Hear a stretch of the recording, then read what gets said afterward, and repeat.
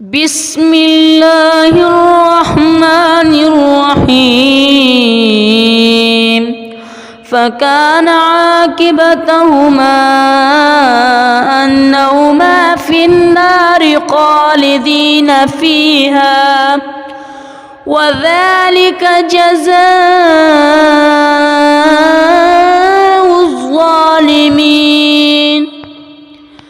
يا أيها الذين آمنوا اتقوا الله ولتنظر نفس ما قدمت لغد واتقوا الله إن الله خبير بما تعملون. ولا تكونوا كالذين نسوا الله فأنساهم أنفسهم أولئك هم الفاسقون.